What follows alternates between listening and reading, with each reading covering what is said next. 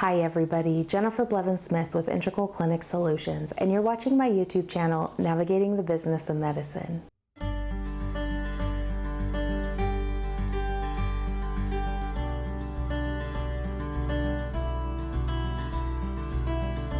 Today I want to talk about annual review of your patient paperwork.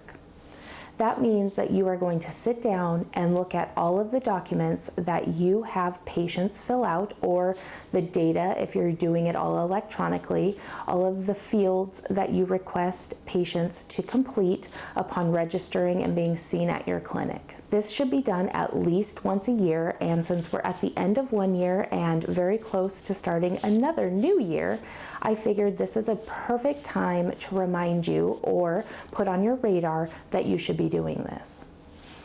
The reason why it's good to look at the information that you're asking patients to provide is, one, to make sure that it is still relevant, because I can't even put a time frame on it now. It's been a while, but there used to be a time where we used to have to ask for Social Security numbers from patients, and then all of a sudden it changed, especially with all of the Medicare numbers changing from Social Security numbers to their own Medicare number. And that was kind of like the end of really having to ask for Social Security numbers, but that's a perfect example. So you don't necessarily want to have a place where patients put their Social Security number on there unless you have a specific need in your office. But most people have gone away from that because of the higher risk of identity theft and how sensitive people are about sharing that number. That is one example. The other thing is to make sure that your staff understands what is being asked and why it's important that they're making sure patients are completing that portion of the registration information. And you might notice by doing an audit maybe of, let's say, 50 patients, 100 patients throughout the last year, of what data was and was not entered by patients, and then to see if your staff caught it or not, and if it's entered into the system or not, so that you can get kind of a good idea if you need to retrain some staff members, if something really isn't that necessary on the paperwork that's just kind of extra work for everyone that you can remove, or if it's something that is pertinent that's getting missed and causing more work down the road with it being missing. So, are they not putting who the subscriber is on the insurance on this paperwork, and they're not entering an accurate subscriber when they're registering the patient in the system under the insurance, and then it's causing issues down the road when you're submitting claims or trying to work denied claims. So it's really important that you're looking at that, because not only does it help you see if there's data that is no longer relevant, you can also add things that are now relevant,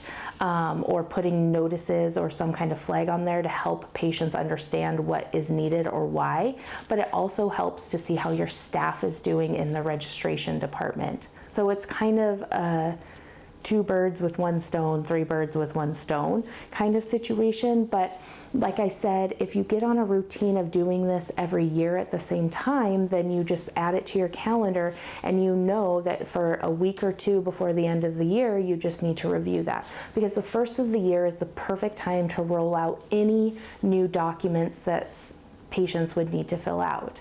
It's also a perfect time for you to have your staff make sure that they're having patients renew any kind of HIPAA paperwork that might need to be filled out, any kind of emergency contact or financial policy information. It's just easier to track if you start at the first of the year. And so if you can do it all at the same time, it just makes it a lot easier for you to remember, and for the staff to know that, oh, this paperwork is dated March of 2022, we're into February of 2023, I need to have them complete new paperwork for this year. And it just helps everyone be on the same page. It also helps eliminate a lot of issues downstream, like I was talking about, when it comes to billing or when it comes to sending statements to patients, making sure that they're scanning in new insurance cards, because first of the year, most people get new insurance cards, or at least a large portion of people do. So, having them update paperwork, scan in new photo IDs, scanning in new insurance cards, checking those, it's just a really good fresh start first of the year. So take the time, sit down, do kind of a random audit of so many patients depending on your patient database and how many you have in there.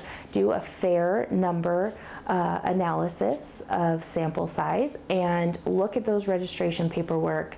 Check on those staff members. Hopefully your system shows who is the person that entered their information or checked them into the system so that you can kind of pull things together, review things, analyze, and do what you need to do for the first of the year. If you have any comments or questions about this, please leave that in the comments below. Smash the thumbs up button if today's video was helpful, and subscribe to my channel if you haven't already. Take care of yourselves. Enjoy the rest of the year. Bye-bye.